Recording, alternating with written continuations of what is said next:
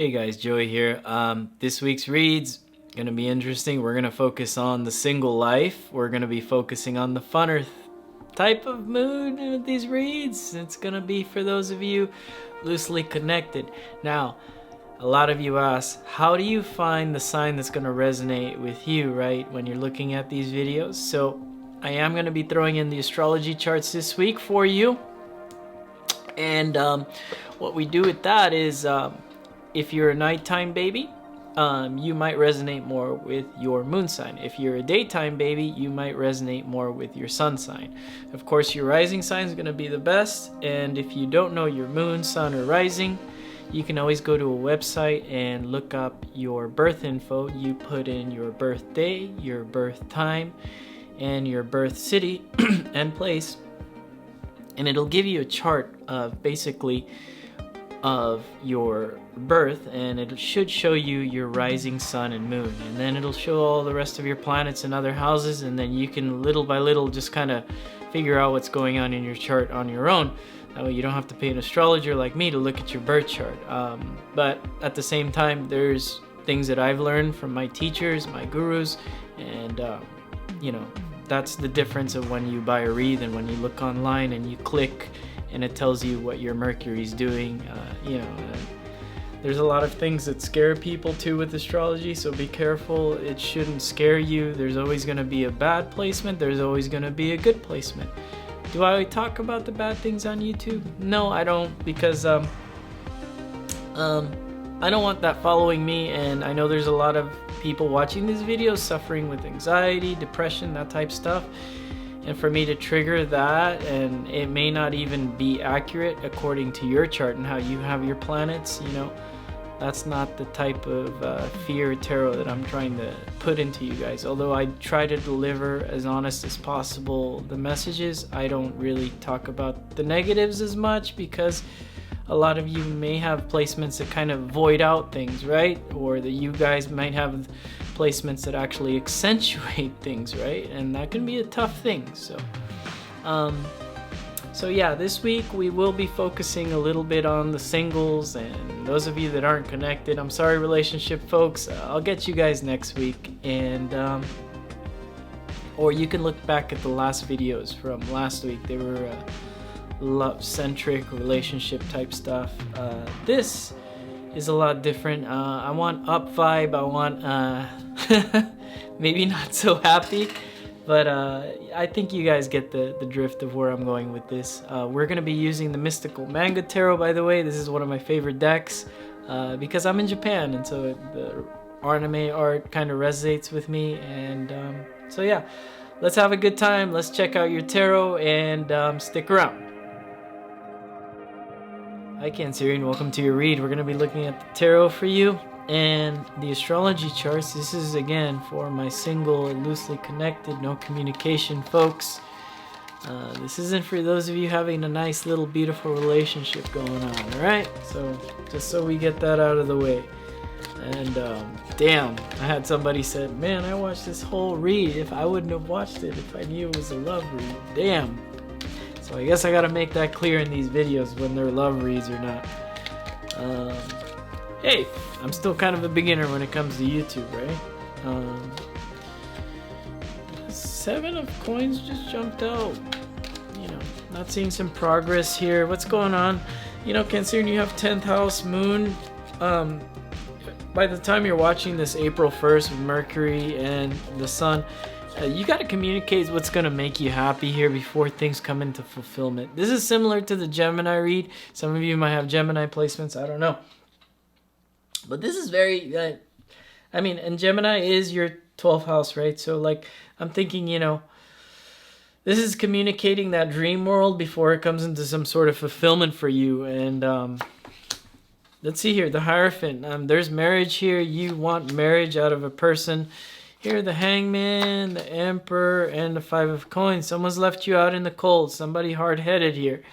Somebody that's actually seen you one way and then they flipped. Like, they just do an instant flip here with you. Somebody just did an instant flip. And, you know, we were talking, it could be a Gemini. We were talking 12th house. 12th house, Hangman is Pisces here. the way I'm looking at it is somebody with a lot of illusions with their dream world, with their love life here. This could be you dealing with the fact of illusions and people ghosting you, and that's seeming attractive to you, and you're hard-headed about the things that ghost you. You may be turning your back away from things that aren't connected here. Knight of Cups, the Moon, and the Eight of Coins. A lot of work, and you have a lot of 10th house stuff, so that makes sense because you have the Eight of Coins. That's my working card, right? This isn't a career read, but I try to refrain from referring to 10th in a love read like career, but I mean, maybe it's about communicating with people things of career matters, or maybe people you're connecting to people that their careers are actually not lining up with yours, and that could be a deal breaker for some people. Maybe it was a deal breaker for your person here. Let's see with the Star card, Three of Wands, and the Justice. Things weren't balanced with this person. Like, I get the sense that this person may have asked you for money here with that Hangman, and then that kind of skewed your view on that. Actually, you know, the way I'm picturing up this person is Tinder swindler. Were you dealing with a Tinder swindler, Cancer, here with the Seven of Cups, the Two of Cups, and the Queen of Coins? Yeah, like, wow. Like, you know, somebody may have borrowed money from you and then just kind of ghosted you here. Wow. That's just how I'm picking it up, right? Maybe this is a warning that next time you deal with somebody, you got to deal with somebody that's going to pull their own weight there when it comes to the financial things. Maybe because sometimes, well, when I'm looking at a person's chart, like sometimes there's things that we need to focus on, like career or like your schooling, and sometimes that can kind of balance out things that are going in other houses, like your 5th and your 7th, right? Those are the two houses that everybody likes, right? But sometimes the universe is just really trying to pull you in other directions. I feel that maybe the universe is trying to pull you in other directions by putting people in your life that are just kind of like borrowing money from you, and then you got to support them.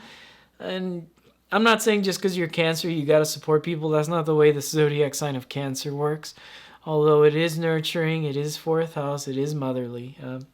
You got the Magician, Ten of Swords, and the King of Cups. Yeah, I could be dealing with tricky energies here, and somebody that just cleaned up the show here. King of Cups. Yeah, it's a very dreamy thing. This is definitely very Tinder. No. That's not you, Cancerian. That's not you dealing with the Tinder swindler.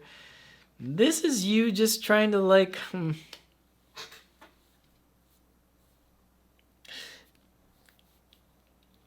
I gotta call it like I call it, man. This person's smooth. They're a jerk too. Like, it's just low vibrational. I'm not digging it.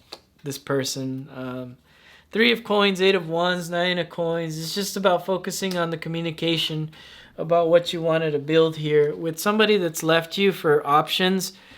Man, this is just like communicate about what you want next time, and make sure that people are coming from a grown-up space, right? Make sure you're talking to a grown-up. Is this video is going to be titled here with that 8 of Wands and 2 of Cups over the Emperor.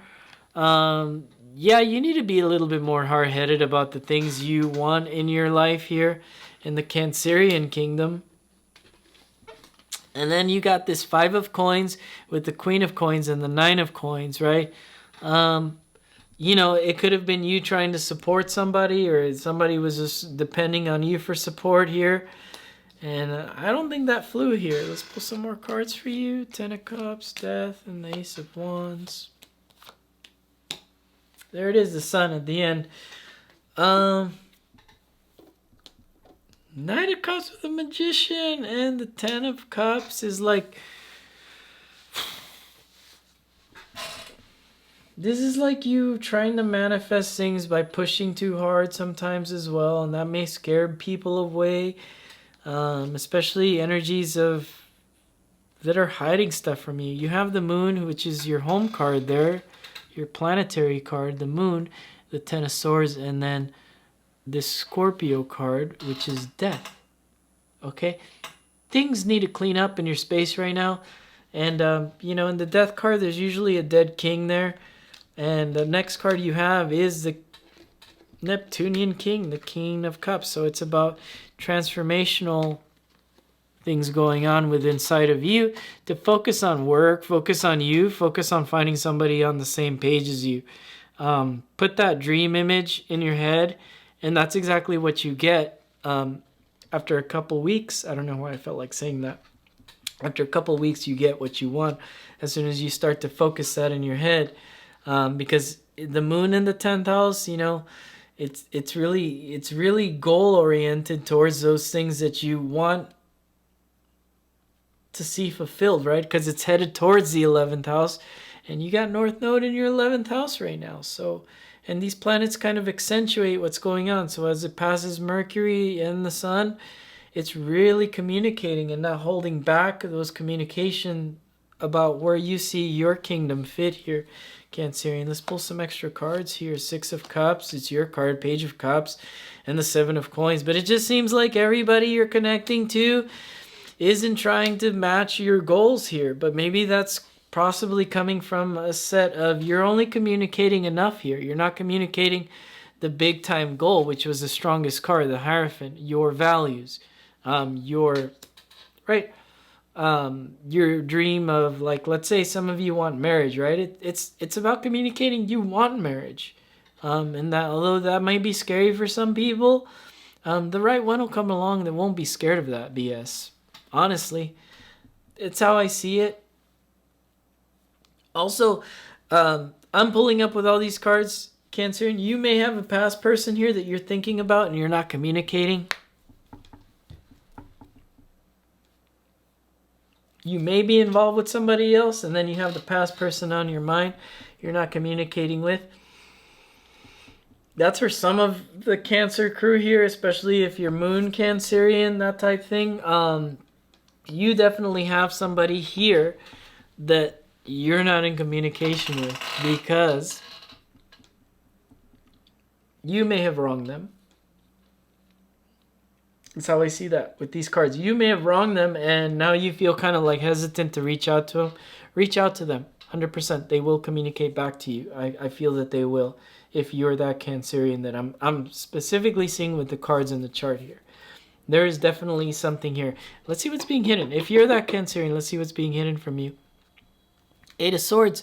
You just need to get out of something. You may be stuck in a relationship you're not feeling right now, and you're thinking about this past person. If you reach out to the past person, it's kind of like a good thing here. Let's see. Let's pull some more cards here. 6 of Wands. And yeah, the Lovers, the 2 of Swords. They're thinking about you too. They're not making any moves here. There is a past person here. And the person you're with, it's not hot. It's nothing. Nothing's going on.